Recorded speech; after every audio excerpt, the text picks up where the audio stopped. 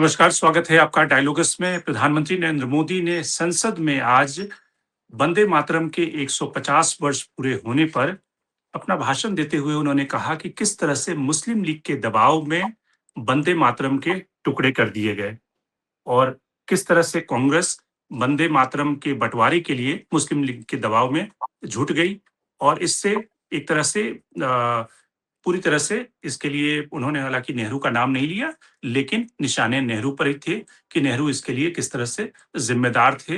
ये अलग बात है कि जो कमेटी बनी थी उसमें कई सारे सदस्य थे जिसमें कि खुद सुभाष चंद्र बोस और टैगोर की संस्तुति पर यानी कि उनकी सिफारिश पर बाकी वंदे मातरम के स्टैंजा को हटाया गया था। तो सवाल ये था कि प्रधानमंत्री का जो राजनीतिक भाषण था, वो किस तरह से एक तरह से बंगाल के विधानसभा चुनाव के लिए था या प्रधानमंत्री जो कुछ कह रहे हैं उसमें कितना हिस्टोरिकल फैक्ट है। वंदे मातरम की कंट्रोवर्सी को, उस विवाद को बीजेपी इस समय क्यों गरमाना चाहती है, इन सब के पीछे पॉलिटिकल मोटिव क्या है, ये सब हम समझने की कोशिश करते हैं। हमारे साथ दो मेहमान जुड़ रहे हैं, जो वरिष्ठ पत्रकार शीतल पी सिंह जी और साथ ही वरिष्ठ पत्रकार प्रेम कुमार भी हमारे साथ जुड़ रहे हैं। सबसे पहले शुरुआत करते हैं शीतल जी आपसे। गांधी जी जब 1947 में प्रार्थना सभा कोलकाता में कर रहे थे, उस दौरान में वंदे मातरम का ज़िक्र हुआ, उसमें से भीड़ में किसी ने अल्लाह अकबर कहा, जिसके जवाब में किसी ने वंदे मातरम कहा। तो गांधी ने कहा कि ये कोई धार्मिक जिसको कहते हैं कि रिलीजियस स्लोगन या गीत नहीं है, बल्कि ये एक आज़ादी की आंदोलन से निकला हुआ उस संघर्ष का गीत है और इसमें कोई बाध्यता नहीं होनी चाहिए कि कौन इसको गाए, कौन नहीं गाए। और ऐसे कई सारे कॉन्टेक्स्ट हैं कि 1939 में हरिजन में भी गांधी जी ने इस बात को लिखा। तो आज की तारीख में एक तरह से जो प्रधानमंत्री ने कहा कि किस तरह से मुस्लिम लीग के दबाव में वंदे मातरम का बंटवारा किया गया, जो देश के बंटवारे की वजह बनी, जड़ बनी, ये कितना आपको लगता है कि क्वालिफाइड स्टेटमेंट है प्रधानमंत्री जी के द्वारा? देखिए प्रधानमंत्री जी और उनका दल जो है जिस विचार पर आधारित है और उस विचार से चूंकि उनको राजनीतिक सफलता मिली है और वो सत्ता में है और एक रिकॉर्ड समय तक वो प्रधानमंत्री रहने की ओर बढ़ना चाहते हैं, बढ़ सकते हैं। इसलिए वो इसी आधार पर इस तरह के सवालों को पैदा करते रहते हैं बीच-बीच में। अब उन्होंने ये सवाल पैदा किया है जिसको हम लोग या भारत देश उसको 47-48 में हल कर चुका था और उसके बाद हमने एक नॉर्म बना लिया था। अब तक उस नॉर्म पर ये देश चला। लेकिन अब उस कंट्रोवर्सी को फिर पैदा किया गया है। बंगाल में चुनाव है। बंगाल के चुनाव में हिंदू-मुस्लिम करना है। हिंदू-मुस्लिम करने से हिंदू ज़्यादा हैं, तो ज़ाहिर है कि जो हिंदू की बात करेगा ज़्यादा होने के नाते उसको ज़्यादा वोट मिलेगा। और वो जानते हैं कि मुस्लिम धर्म के लोग जो हैं भारत में, उनको लेके शुरू से एक सेंसिटिविटी है। देश का विभाजन हुआ, उसमें धर्म के आधार पर माँगा गया, तब ब्रिटिश थे। समझ में आता है कि वो बाँटो और राज करो की नीति चला रहे थे। वो उनके हित में था कि हिंदू-मुसलमान आपस में लड़ें, लेकिन अब तो ब्रिटिश नहीं है। अब हम ऐसा अगर कर रहे हैं तो ये किसके हित में है? ये सवाल होना चाहिए। तो हम तो इसको इस दृष्टि से देखना चाहते हैं और हमें इसी दृष्टि से ये दिखाई दे रहा है कि इसका राजनैतिक उपयोग हो रहा है। बिल्कुल, हमारे यहाँ जब धर्म हैं, अलग-अलग धर्म हैं, विविधताएँ हैं, क्षेत्र हैं, राज्य हैं, संस्कृतियों में बहुत सारी चीज़ें हैं। आदिवासी हैं, दलित हैं, जाति का सवाल है, हमारे अनेक सवाल हैं। हम गरीब हैं, हमारी गरीबी का सवाल है, बेरोज़गार हैं, वो सवाल हैं। अभी इस समय एक स्ट्राइक चल रही है जिसमें ऐतिहासिक रूप से हमारे लाखों लोग जो हैं विभिन्न एयरपोर्ट्स पर स्ट्रैंडेड हैं। हमारे हिसाब से हमारे ये सवाल हैं जिनके उत्तर संसद के दौर में या जब भी संसद जहाँ भी बैठे उसको देना चाहिए। लेकिन ये दुर्भाग्यपूर्ण है कि संसद में दिन भर इस बात पर बात हो रही है जो बात हम हल कर चुके थे सन 47-48 के समय। और इस बारे में ये भी तय हो गया था कि हम इसको लेके कोई दबाव नहीं बनाएंगे। हमारे 2 हैं, एक राष्ट्रगान है, एक राष्ट्रगीत है। राष्ट्रगान के मामले में हम एक हमारी राय है और राष्ट्रगीत के मामले में हमारी दूसरी राय है। एक मैंडेटरी है, दूसरा मैंडेटरी नहीं है। तो जब वो एक व्यवस्था बनी हुई थी, चल रही थी, तो उसको तोड़ के फिर नई व्यवस्था बनाने का सिर्फ एक मतलब है या उसकी कोशिश करने का कि उसके राजनीतिक लाभ लिए जाएँ और वो लेने की कोशिश मेरा ख़्याल है, मुझे तो ये ऐसे ही दिख रही है। और क्या आपको लगता है कि जैसे बंगाल का जो नेशनलिज्म है, बंगाल का जो जिसको कहते हैं कि नेशनलिज्म का जो फ्लेवर है, उसमें पिछली बार बीजेपी एक तरह से पिट गई, या फिर जिसको कहें कि सत्ता के बिल्कुल नज़दीक नहीं पहुँच पाई, क्योंकि उसमें बहुत सारी बीजेपी ने गलतियाँ भी की। बंगाली नेशनलिज्म में कहीं न कहीं जय श्री राम उस तरह से एक्सेप्टेबल नहीं था।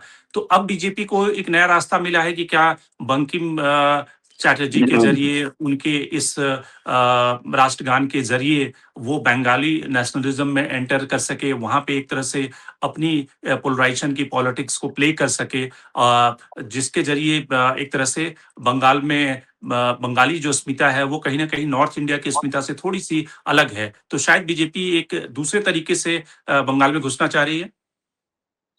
नहीं, आपकी इस बात से मैं सहमत नहीं हूँ कि बंगाल में बीजेपी को नुकसान हो गया या वो पीछे हो गई। बंगाल में करीब 68%, 68.5% हिंदू हैं और बीजेपी को 38% के आसपास वोट मिला है। बीजेपी को कोई दूसरा तो वोट देता नहीं है। जो ऑब्वियसली वहाँ 30% मुस्लिम्स हैं, वो तो वोट देते नहीं हैं। तो इसका मतलब बीजेपी को ज्यादातर वोट जो है हिंदू समुदाय से मिला। तो हिंदू समुदाय में ऑलरेडी बहुमत में आ चुकी है। और वो अब जो उसमें गैप है वो 5-6% का है तृणमूल कांग्रेस और उसमें। और अगर एसआईआर के जरिए 3-4%, 5% वोट कुछ ऐसे कम हो जाए जो माने जाते हैं कि वो तृणमूल कांग्रेस को वोट देते हैं, और दूसरी ओर कुछ 3-4% इधर बढ़ जाए, और सांप्रदायिक ज्वार अगर पैदा हो और उसमें जो 38% पे बीजेपी है वो 42-43 पर पहुंच जाए, तो आप नतीजों की कल्पना कर सकते हैं। और मेरा ख्याल है इसी पर राजनीतिक काम हो रहा है, और वो राजनीतिक काम अपने दिशा में बढ़ रहा है, और वो दिशा जो है वो देश के लिए बहुत नुकसानदेह है। लेकिन जो राजनीतिक दल इस समय दिल्ली में है और बहुत से राज्यों में है और ज्यादातर राज्यों में पहुंच चुका है, जिन राज्यों में नहीं है वहां इस तरह से पहुंचने की कोशिश में है। हो सकता है कि वो एक और राज्य अपने मतलब अपना हैट में लगा ले कि ये भी हमारे पास आ गया। लेकिन ये सब चीजें देश को बहुत भारी कीमत चुकाने की ओर बढ़ा रही हैं, और समाज को तो बहुत नुकसान कर रही है, जिसके सामने बहुत गंभीर प्रश्न है। ऐतिहासिक बेरोजगारी में देश जूझ रहा है। गरीबी का सवाल हमारे यहाँ बहुत बहुत ही तकलीफदेह स्थिति में है, और जिन जगहों में बहुत ज्यादा आबादी है वहाँ वही बीमारू स्टेट्स भी हैं, उनके ह्यूमन इंडेक्स में बहुत खराबी है। तो ऐसे दौर में हम अगर इस तरह की चीज को पैदा करते हैं, जो एक बड़ी आबादी को, जिसकी बड़ी संख्या है, ठीक है हमारे देश में प्रतिशत आबादी ओवरऑल में अभी एक अंतर है, लेकिन हम इतनी बड़ी आबादी को इस तरह से होस्टाइल करके अगर कोई अचीव करना चाहते हैं, तो निश्चित तौर पर वो एक बहुत ही खतरे की घंटी है। अब उसको कोई देख के भी, सुन के भी, इतिहास से और वर्तमान से न समझना चाहे, तो वो एक राजनीतिक जिद होती है। कुछ लोगों को अपना रास्ता हमेशा इतिहास में सही लगा है, लेकिन दुनिया में वो रास्ता हमेशा गलत पाया गया है। प्रेम, आपसे समझना चाहेंगे कि आपको याद होगा कि 1998 में जब अटल जी की सरकार थी और कल्याण सिंह मुख्यमंत्री थे, तो उस दौरान में एक मंत्री को, जो बेसिक एजुकेशन मिनिस्टर थे उत्तर प्रदेश में, उनको इसलिए बर्खास्त कर दिया गया था क्योंकि अटल जी लखनऊ के दौरे पर थे और अटल जी से लोगों ने सवाल पूछा कि उत्तर प्रदेश में एक सर्कुलर आया है कि जिसमें कि मैंडेटरी कर दिया गया है वंदे मातरम को स्कूलों में गाना। अटल जी ने कहा कि बिल्कुल ही ऐसा ऑर्डर नहीं आया है। लेकिन वो जो मंत्री महोदय थे वो अड़े हुए थे। उन्होंने कई सारे इंटरव्यू दिए कि नहीं, ये सर्कुलर इश्यू किया गया है। तो प्रधानमंत्री ने कल्याण सिंह को फ़ोन किया और कल्याण सिंह को कहा कि उस मंत्री को बर्खास्त करने के लिए। ज जो अटल बिहारी वाजपेयी वंदे मातरम को मैंडेटरी करने के मुद्दे पर अपने मंत्री को बर्खास्त करा देते हैं, वो मुद्दा आज की तारीख में एक संसद में पूरे डोमिनेंस के साथ में, जिसमें कि किस तरह से एक हिस्टोरिकल फैक्ट को, यानी कि बार-बार आपको किताब निकालने की ज़रूरत पड़ जाती है हिस्ट्री की कि क्या नेहरू ने किसको चिट्ठी लिखी थी, सरदार पटेल ने क्या कहा था। तो आपको लगता है कि आज की तारीख में जो विवाद हो रहा है या जो बहस चल रही है, उसका असली एजेंडा क्या है? देखिए शंकर जी, भारत आज की जो भारतीय जनता पार्टी है वो अटल बिहारी वाजपेयी के रिजीम को ओन भी नहीं करती। अटल बिहारी वाजपेयी के रिजीम में राम मंदिर का मुद्दा और ऐसे विवादास्पद मुद्दों को एक तरफ रख करके सरकार चलाई गई थी, यानी मूल मुद्दों को छोड़कर सरकार चलाई गई थी। तो उस बात की कोई चर्चा नहीं करता। अब इसको मैं इसलिए जिक्र कर रहा हूं कि देखिए बार बार बात आती है, पहले तो इस बात पे हो जाए कि ये चर्चा हो क्यों रही है। तो ये जो चर्चा हो रही है, अभी प्रियंका गांधी ने भाषण दिया है, मैं भी सहमत हूं कि दो प्रमुख कारण हैं। एक तो पश्चिम बंगाल का चुनाव है और दूसरा है कि राष्ट्रीय आंदोलन से जो कांग्रेस जुड़ी रही है, उसकी जो उपलब्धियां रही है, उसको कैसे कम किया जाए, कैसे कमतर किया जाए, उस पर प्रहार किया जाए। क्योंकि बीजेपी और उनके जो राजनीतिक विचारधारा के लोग रहे हैं, उनकी राष्ट्रीय आंदोलन में वो भूमिका नहीं रही है, अभाव रहा है। ये दो प्रमुख कारण हैं। अब जैसे तुष्टीकरण की बात की जाती है कि कांग्रेस तब भी तुष्टीकरण कर रही थी, आज भी करती है, तो आप इसको थोड़ा समझना होगा कि जब देश आजादी की लड़ाई लड़ रहा था और अंग्रेजों का शासन था, तो तुष्टीकरण अंग्रेज करेंगे या आजादी की लड़ाई लड़ने वाले लोग करेंगे? जो आजादी की लड़ाई लड़ते हैं और वो लड़ने वाले समूह में एक सामंजस्य बनाने के लिए कुछ मुद्दों को छोड़ते हैं। भाई अटल बिहारी वाजपेयी सरकार चलाने के लिए राम मंदिर का मुद्दा छोड़ रहे थे, तो भारत के स्वतंत्रता आंदोलन को चलाने वालों ने वंदे मातरम का 2 स्टेंजा पकड़ा और 6 स्टेंजा छोड़ दिया। तो ये तुष्टीकरण कहेंगे इसको? ये आज समझने की बात है। तो हमें लगता है कि तुष्टीकरण राष्ट्रीय आंदोलन करने वाले लोग नहीं कर सकते। इवन खिलाफत मूवमेंट जो गांधी जी का था, आज के शासक लोग, आज के राजनीतिक लोग कह सकते हैं कि वो तुष्टीकरण था, लेकिन तब स्वतंत्रता आंदोलन के लिए विभिन्न वर्गों को जोड़ना, धार्मिक, सामाजिक, इसके लिए एक आवश्यकता थी। तो उसके तहत खिलाफत मूवमेंट को भी देखा जाता है। या फिर पूना पैक्ट हुआ अंबेडकर जी के साथ में, अंबेडकर जी ने भी एक कॉम्प्रोमाइज किया। तो इसलिए कि ऐसा नहीं कि वो अपने समाज के साथ में दगा कर रहे थे, नहीं, राष्ट्रीय आंदोलन की जरूरत को समझ रहे थे। तो राष्ट्रीय आंदोलन की जरूरत को समझते हुए मुद्दों पर एकोमोडेशन करना, ये कहीं से कॉम्प्रोमाइज या तुष्टीकरण नहीं होता। ये लेकिन लड़ाई है, और उसमें जेल गए लोग, फांसी चढ़े लोग, राष्ट्रगान गाते हुए, वंदे मातरम बोलते हुए लोग जेल भी गए, और नेहरू जी तो लंबे समय तक जेल में रहे। तो इन तथ्यों को देखते हुए, चूंकि इनका इतिहास नहीं है राष्ट्रीय आंदोलन में, स्वतंत्रता आंदोलन में, तो एक जो आत्मग्लानि वाली भावना है वो इनमें रहती है। तो उसका काउंटर ये कैसे करें? तो तब की परिस्थिति को तुष्टीकरण और भारत विभाजन, अरे भारत विभाजन कांग्रेस कैसे करा सकती थी?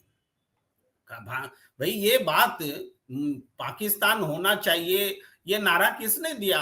कौन लोग थे? मुस्लिम लीग थे, और मुस्लिम लीग के साथ में सरकार बनाने के लिए कांग्रेस तो नहीं गई। चाहे बंगाल हो, चाहे सिंध हो, चाहे नॉर्थ वेस्ट फ्रंटियर प्रोविंस हो, उन सब जगहों पर कई बार सरकार बनाने का काम हिंदू महासभा ने किया, श्यामा प्रसाद मुखर्जी ने किया। तो जो अंग्रेज का व्यू पॉइंट था, वंदे मातरम के खिलाफ अंग्रेज भी थे, वंदे मातरम के खिलाफ मुस्लिम लीग भी था, जो आज बीजेपी के नेता कह रहे हैं सदन में, अनुराग ठाकुर भी कह रहे हैं। तो ये जो वाकई थे, लेकिन उन दोनों के साथ कौन था?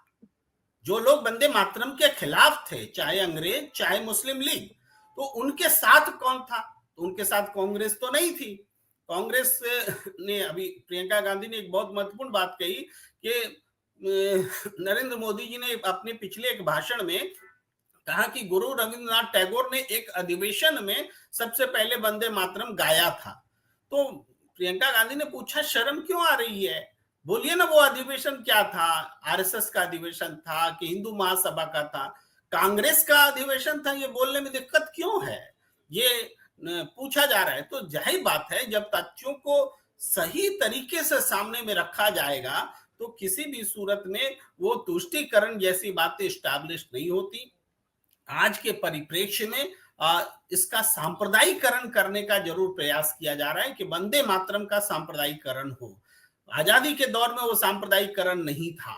आज आजादी के बाद अगर आप इसको उस तरह से देखते हैं, तो बिल्कुल ये सांप्रदायिकरण कहा जाएगा। जी शीतल जी, एक जो नई समस्या पैदा हुई है कि फैक्ट को आप अपने हिसाब से तोड़-मरोड़ कर पेश करें या फिर आप जिस तरह से कंस्टिट्यूएंसी को एड्रेस करना चाहते हैं और चूँकि कम्युनिकेशन के जो सारे मीडियम हैं वो आपके पास में हैं, तो आप अपने झूठ को भी या जो तोड़-मरोड़ का पेश किया हुआ फैक्ट है, उसको भी कहीं न कहीं जनता तक, जनमानस तक पहुँचा ले जाते हैं। अब जब जब इस वंदे मातरम की सारी कंट्रोवर्सी में ये सारे एस्टेब्लिश्ड फैक्ट हैं कि गांधी जी ने इसकी शुरुआत दौर में प्रशंसा की, लेकिन गांधी जी को जब लगा कि इससे एक वर्ग की असहमति है, उसकी आपत्ति है, तो गांधी जी भी टैगोर की बात से सहमत हो गए। वैसे ही उस कमिटी में बोस साहब से लेकर सारे सदस्य थे, उसमें सिर्फ नेहरू का रोल नहीं था। इसके अलावा जब कॉन्स्टिट्यूएंट असेंबली में डिबेट हुआ, उसमें राजेंद्र बाबू ने भी इसमें सहमति दी। क्यों क्यों वंदे मातरम को एक तरह से दूसरा दर्जा यानी कि इक्वल स्टेटस होगा, लेकिन वो राष्ट्रगान के रूप में उसे शामिल किया जाए। तो ये सारे जो फैक्ट हैं उसको कई बार तोड़-मरोड़ कर कोई भी इस्तेमाल करता है और फिर जो इतिहासकार या फिर आप पब्लिक डोमेन में किताबें खोजते रहें, इसका रिबटल देते रहें, लेकिन तब तक वो फैक्ट एस्टेब्लिश हो जाता है, जनता तक पहुँच जाता है। ये कितनी बड़ी चुनौती आपको दिखती है? नहीं, ये तो हमारे दौर की सबसे बड़ी चुनौती है। दरअसल ऐसा है कि आरएसएस जो है एक लंबे समय से ये काम करता है अपना और दीर्घकालिक वो बनाते हैं चीज़ों को।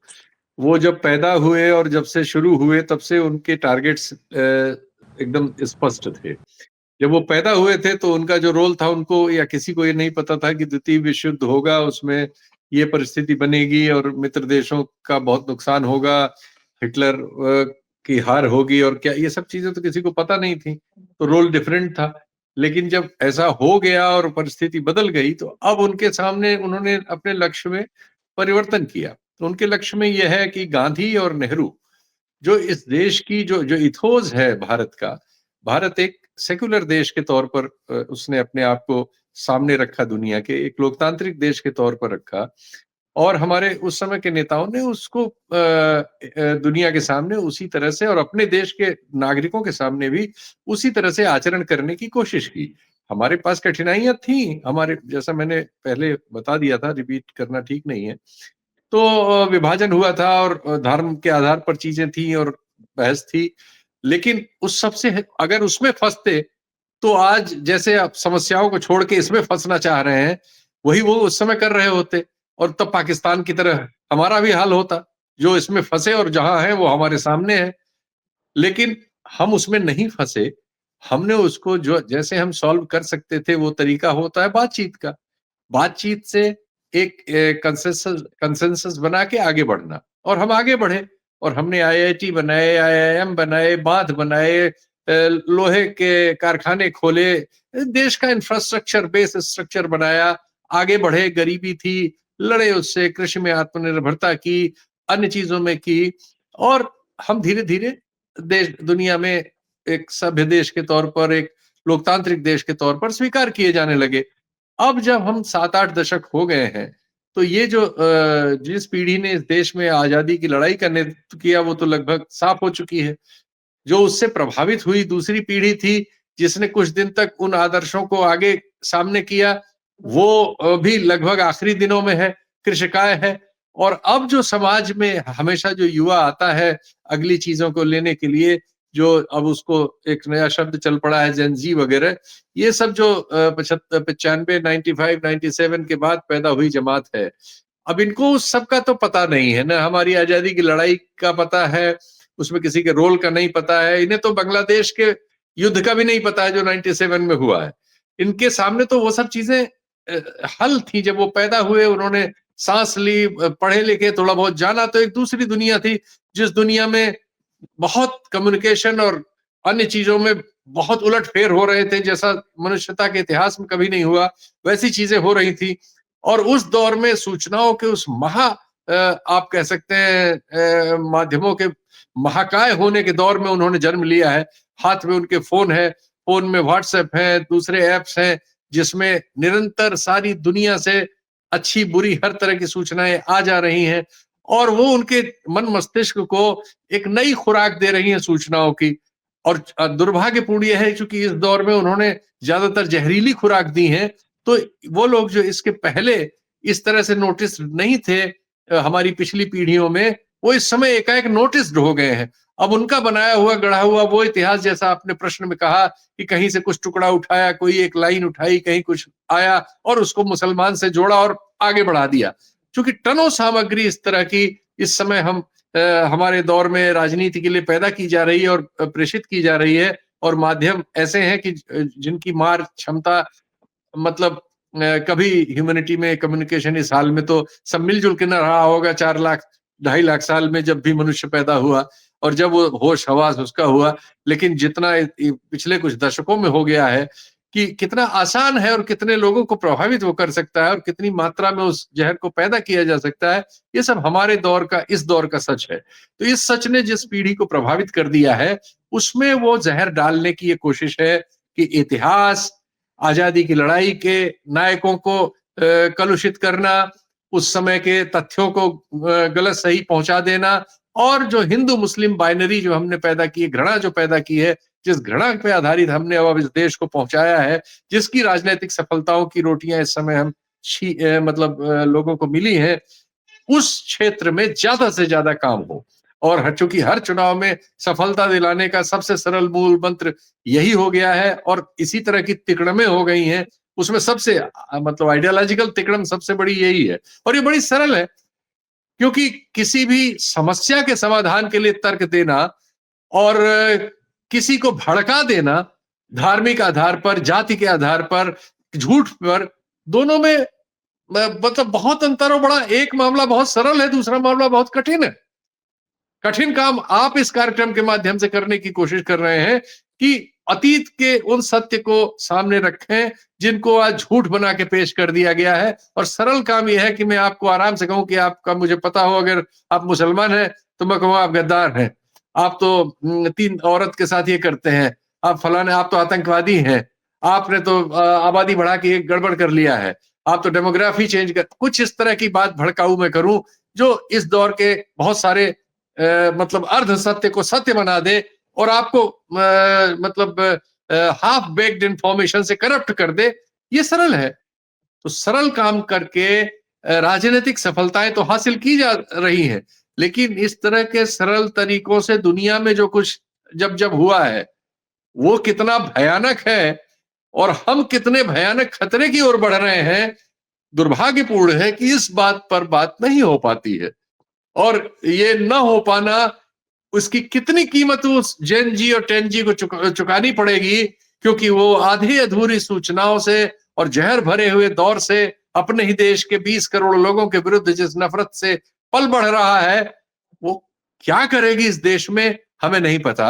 अभी तो हमें कुछ सैंपल मिल रहे हैं जो ये सब चीजें सामने रख के पीछे से जो हमारे संसाधनों की लूट हो रही है, जिस तरह से क्रोनिक कैपिटलिज्म का हमारे देश में एकाएक 10-15 साल में खड़मंडल इतना बड़ा हो गया है कि उसने लगता है कि पूरे देश को निगल लिया है, और हम देख ही रहे हैं कि क्या हाल हो रहा है।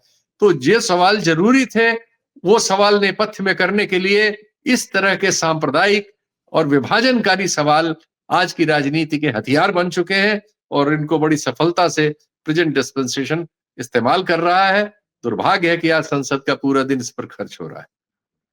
प्रेम, आपसे एक सवाल कि अगर आप बीजेपी के पॉइंट ऑफ व्यू से सोचें या प्रधानमंत्री के पॉइंट ऑफ व्यू से सोचें कि एक ऐसा लीडर जिसको कि सत्ता में बने रहना है, या एक ऐसी पार्टी जो इस एजेंडे के साथ आई है कि उसे जिस तरह से 50-60 साल कांग्रेस सत्ता में थी, उसी तरह से अगले 50 सालों तक सत्ता में बने रहना है। तो उसके अगर पॉइंट ऑफ व्यू से सोचा जाए कि वो एक नेता या वो एक ऐसी पार्टी जो बार-बार, जब प्रधानमंत्री ने पिछले भाषण में ये कहा कि मैकाले की जो शिक्षा थी उसने कितना नुकसान किया और किस तरह से देश में अभी भी उसका फुटप्रिंट है, उसको मिटाने की वो बात कर रहे हैं। तो जब वो पुनर्जागरण की बात करते हैं, वो एक रेनेसां की बात करते हैं, वो ये कहते हैं कि किस तरह से 500 साल या 1000 साल में एक तरह से हिंदुत्व के जो वो आइडियोलॉजी को मिटाने के प्रयास हुए, उसको वापस लाने की कोशिश ये सरकार कर रही है, बीजेपी कर रही है। तो वो एक आइडियोलॉजी के साथ जनता के सामने है, एक पूरी आइडियोलॉजी के साथ लोगों के, आप कह सकते हैं, ब्रेन वॉश कर रहे हैं, लोगों के दिमाग में उस बात को बिठा रहे हैं, या फिर आप चुनावी राजनीति में कह सकते हैं कि चुनाव जीतने के लिए उसका इस्तेमाल कर रहे हैं। लेकिन जो विपक्षी पार्टियां हैं, उनकी भी तो कमजोरी कही जाएगी ना कि आपके पास सब कुछ है। जिस आजादी के आंदोलन में कांग्रेस पार्टी ने शरीक किया और आपके सारे जिसको कहते हैं आइडियल नेहरू से लेकर पटेल से लेकर सबने उस आजादी के आंदोलन में देश को आजादी दिलाने में संघर्ष किया, उसको एप्रोप्रिएट करने की कोशिश तो बीजेपी कर रही है। वो किस तरह से सरदार पटेल से लेकर बंकिम चंद्र चट्टोपाध्याय, टैगोर की गुणगान कर रही है अपने उस पॉलिटिकल एजेंडे को पूरा करने के लिए। देखिए शंकर जी, मेरा मानना है कि ये पहली बार ऐसा हो रहा है नहीं है। ये पहले भी चाहे वो जनसंघ से जुड़े लोग रहे, हिंदू महासभा से जुड़े लोग रहे, आरएसएस से जुड़े लोग रहे, वो ये कहते रहे भारतीय संविधान का विरोध भी तो इसी आधार पर हुआ कि मनुस्मृति दुनिया का सबसे पहला संविधान है, उसके हिसाब से नहीं हुआ, इसमें मनुस्मृति का जिक्र नहीं है।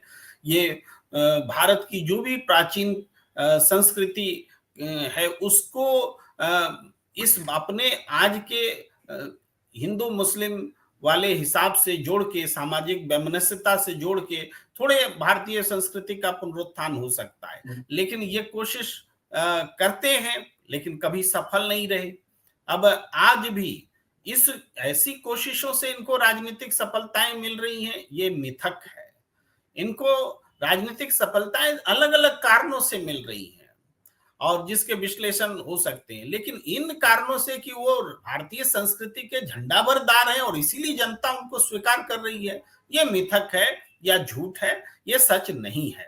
आज भी आप देखिए संसद में बहस हुई, पर संसद में क्या बीजेपी उस हिसाब से बढ़त पर है, अपनी बात क्या समझाने में कामयाब है? क्योंकि हमें नहीं लगता कि वो कामयाब हो सकती कि वंदे मातरम को वो सांप्रदायिकरण कर लेगी। आज भी इस देश में ये माहौल नहीं है, क्योंकि हमें लगता है कि पश्चिम बंगाल में ही देखिए चुनाव है तो वहां बंकिम चंद्र चटर्जी से लेकर के रविन्द्रनाथ टैगोर तक की विरासत है, नेताजी सुभाष चंद्र बोस की विरासत है, तो क्यों नहीं उनके बीच में श्यामा प्रसाद मुखर्जी की विरासत बहुत मजबूती के साथ सामने आ जाती है?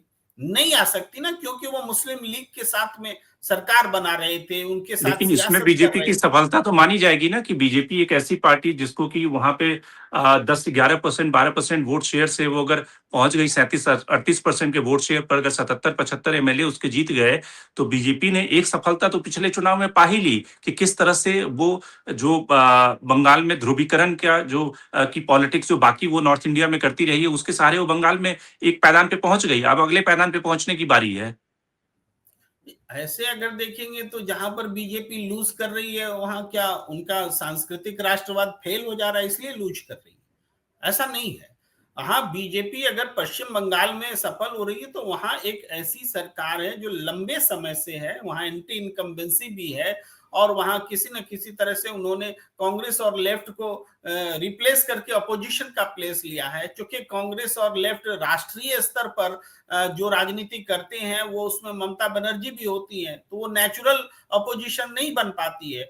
तो चूंकि अपोजिशन का अभाव है तो बीजेपी अपोजिशन का प्लेस ग्रैब कर रही है। इसका सांस्कृतिक राष्ट्रवाद या हिंदुत्व या इन चीजों से कोई लेना देना है या बहुत ज्यादा उस कारण से हुआ है, ये विश्लेषण हम नहीं देखते इस तरह से। जी शीतल जी, आपको क्या लगता है कि ये जो क्योंकि अरुण शौरी की एक बड़ी फेमस कोट था, अरुण शौरी कहते थे कि बीजेपी और कांग्रेस में डिफरेंस क्या है, तो वो कहते थे कि भाई बीजेपी के पास में कांग्रेस प्लस काऊ है, यानी कि हिंदुत्व की जो आइडियोलॉजी है उसके साथ में कांग्रेस और दोनों काऊ को मिला दिया जाए तो बीजेपी बन जाती है।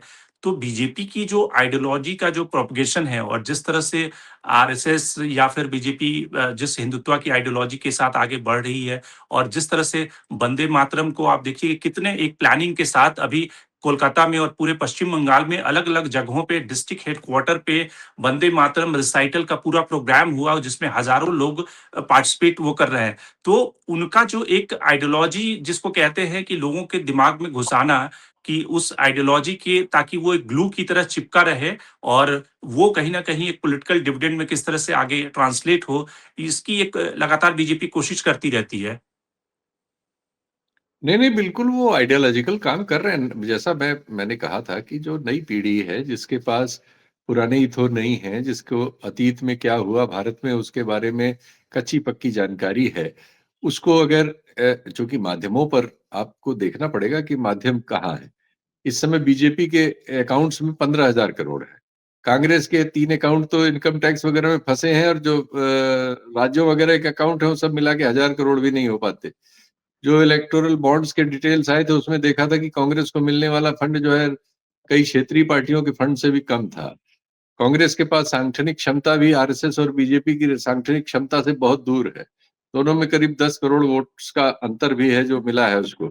अन्य जो रीजनल पार्टी है वो बहुत छोटे स्तर पर है, कोई 4 करोड़ भी नहीं है, और उनके भीतर उस तरह की कोई जिम्मेदारी का भाव नहीं है या इस तरह की उनको चुनौती नहीं है, चूंकि वो कांग्रेस की विरासत को तो वो ओन उस तरह से करते नहीं है।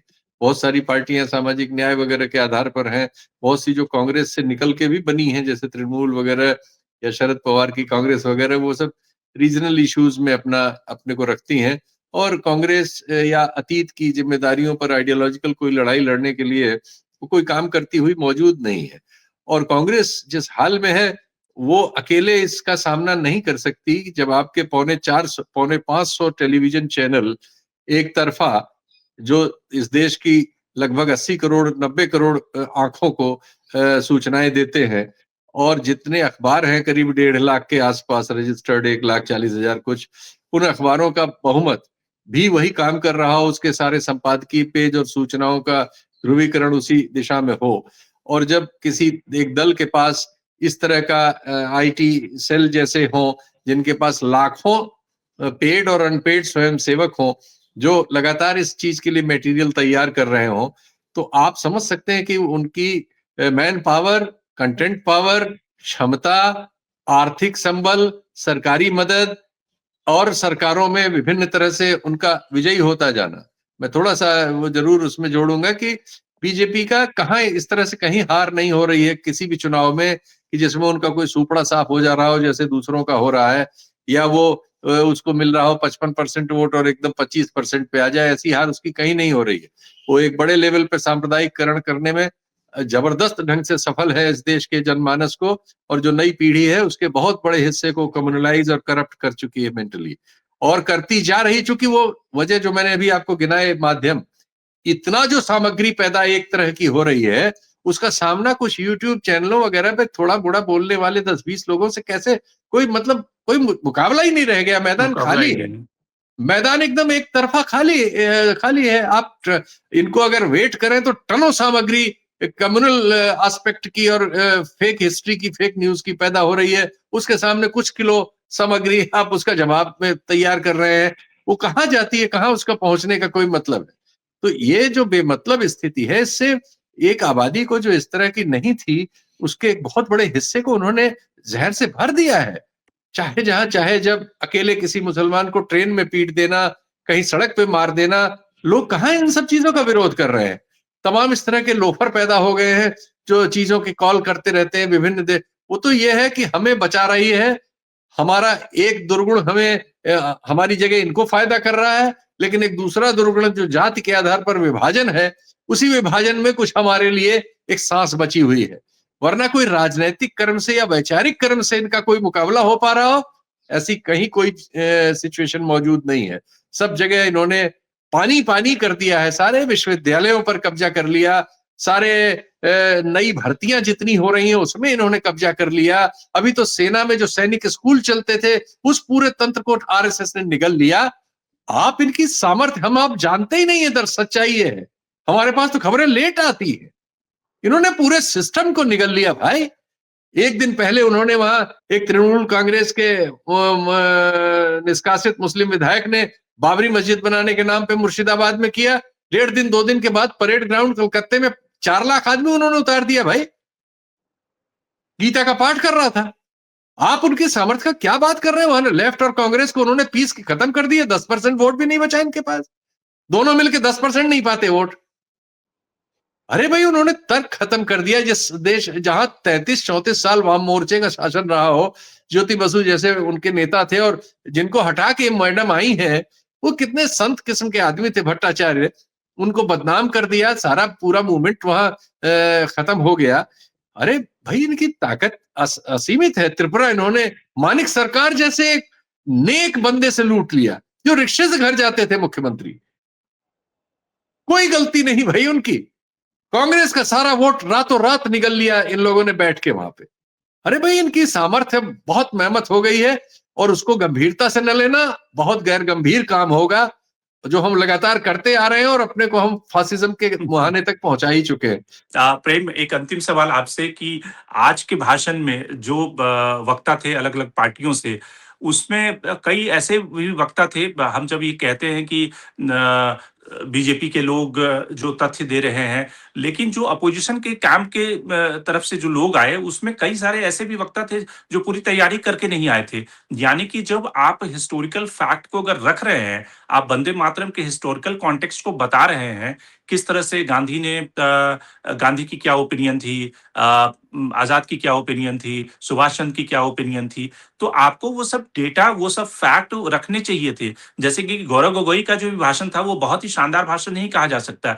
यहाँ तक कि जब प्रधानमंत्री भाषण दे रहे थे और उन्होंने जब सरोजनी का जिक्र किया, तो वहां से टीएमसी की महुआ मोइत्रा कह रही सरोजनी नायडू। तो इस तरह की गुफअप आप करेंगे तो कहीं ना कहीं लोग आप पे हंसेंगे। देखिए, ये बात तो अपनी जगह सही है कि गलत बोलना आसान है और गलत का काउंटर करना वो तैयारी के बगैर नहीं हो सकता है, तो और ज्यादा तथ्यात्मक तैयारी होनी चाहिए। लेकिन फिर भी हमने गौरव गोगोई को भी सुना और प्रियंका गांधी को भी लगभग सुन लिया था, तब तक आपका कार्यक्रम शुरू होने लगा। तो हम ये देखते हैं कि जो मौलिक बात अपोजिशन ने उठाई है वो बहुत महत्वपूर्ण है। इसके बावजूद कि एक तरफ तथ्यों को विकृत करके बताया जा रहा है, लेकिन मौलिक बात ये उठी है कि वंदे मातरम को आज 150 साल पर क्यों याद किया जा रहा है, ये बात उठी है। और ये बात भी उठी है कि जो लोग वंदे मातरम की मुखालिफत कर रहे थे, उनके साथ में आज वो लोग दिख रहे हैं विरोध में, लेकिन तब साथ में थे। ये बात भी हुई, जैसे मुस्लिम लीग के साथ होना या अंग्रेजों के खिलाफ स्वतंत्रता आंदोलन नहीं लड़ना, ये सब चीजें उनके खिलाफ गई हैं। दूसरी बात एक और है कि जैसे आरएसएस का भी 100 साल पूरा हो गया, तो आरएसएस का 100 साल पूरा होने पर आजादी की लड़ाई में क्या योगदान था, इस पर संसद में बहस करने की तो हिम्मत नहीं हुई। भाई, आजादी की लड़ाई में वंदे मातरम पर आप बहस कर रहे हैं कि उनका वंदे मातरम का एक बहुत बड़ा योगदान था और कांग्रेस ने कुछ कॉम्प्रोमाइज किया, ऐसे आरोप आप लगा रहे हैं। लेकिन हम इस पर पहले भी बोल चुके, कांग्रेस ने कोई कॉम्प्रोमाइज नहीं किया, आंदोलन को मजबूत करने के लिए जो चीजें जरूरी थी वो किया। मगर आरएसएस ने क्या किया, उसके 100 साल पूरे हुए हैं, 100 साल पर संसद में बहस लेकर आते। तो जब आरएसएस, बीजेपी को यही आज इतनी हिम्मत नहीं है कि आजादी की लड़ाई में आरएसएस के योगदान पर संसद में चर्चा कर ले, और वो वंदे मातरम पर चर्चा कर रहे हैं 150 साल बाद, तो हमें लगता है बहुत सारी चीजें तो ऐसे ही अपोजिशन कमजोर रहने के बावजूद भी अपोजिशन की ओर से ये सवाल इतने मजबूत है कि उभर करके सामने आ जाते हैं। और आज के बाद ही, आज 10 घंटे की बहस पूरी होने के बाद हम देखेंगे किसने क्या पाया। तो हमें नहीं लगता कि बीजेपी कोई डोमिनेट कर रही है इस डिबेट में। इस डिबेट में बीजेपी डोमिनेट करती नहीं दिख रही है, वो बल्कि उनके ऊपर अपोजिशन का जो की सोच है वो डोमिनेट करती दिख रही, क्योंकि उनका अतीत वंदे मातरम को लेकर के उतना पाक साफ नहीं है। आज भी आरएसएस में ही वंदे मातरम को उस रूप में नहीं स्वीकार किया गया है कि उसका मुख्य गीत हो, उस रूप में नहीं है। तो ये एक बहस है, ये एक स्थिति है। उनका एक राजनीतिक तात्कालिक मकसद होता है कि हम मुख्य मुद्दों से ध्यान हटा दें, उसमें उनकी कामयाबी होती है। लेकिन राष्ट्रीय परिप्रेक्ष्य में वो कोई लीड ले रहे हैं सैद्धांतिक और वैचारिक आधार पर, इससे मुझे नहीं लगता। और मैं शीतल जी की बात से बहुत ज्यादा एग्री नहीं करता कि कोई उम्मीद नहीं बची है और सारे संसाधनों पर, सारी चीजों पर इस तरह से बीजेपी का कब्जा हो गया है। ठीक है, वैचारिक आधार पर उनका एक वोट बैंक है और वो बढ़ा भी है, लेकिन सामाजिक आधार पर जो सवाल है उसका उत्तर उनके पास नहीं है। इसलिए वो स्थिति न है और न आने वाली है, क्योंकि उनको आफ्टर ऑल सामाजिक स्तर पर समानता और मनुवाद का विरोध इन दो चीजों पर वो कमजोर पड़ते हैं, बैकफुट पर रहते हैं, तो ये हिंदू समाज को भी वो एकत्रित नहीं कर पाते। और ये मान लेना कि हिंदू समाज का सारा वोट उनके पास है या वो उनके मोनोपोलिस्ट हो गए हैं, ऐसी भी स्थिति नहीं आई। वरना 23% तो वोट है पूरे देश में बीजेपी को, 23% वोट लेकर के वो हिंदू समाज का तो प्रतिनिधित्व तो नहीं कर रहे हैं। ये मैं मोटे तौर पर कहना चाहता हूँ जी। ठीक है, तो आज के कार्यक्रम में इतना ही। शीतल जी, आपका बहुत-बहुत धन्यवाद। प्रेम, आपका भी बहुत-बहुत धन्यवाद। बीजेपी एक तरह से बंगाल की अस्मिता को वंदे मातरम के ज़रिए एक तरह से इस चुनाव में बंगाल का विधानसभा जो चुनाव सामने है, उसमें कहीं न कहीं उसकी राजनीतिक रोटियाँ सेकना चाहती है। और शायद इसलिए वंदे मातरम के 150 वर्ष पूरे होने के मौके पर जिस तरह से संसद में बहस की शुरुआत हुई और बहस जारी है, उससे कहीं न कहीं उस बंगाली अस्मिता को साधने की रणनीति है। तो आज के कार्यक्रम में इतना ही। देश और दुनिया की बाकी खबरों के लिए आप बने रहिए डायलॉग्स के साथ।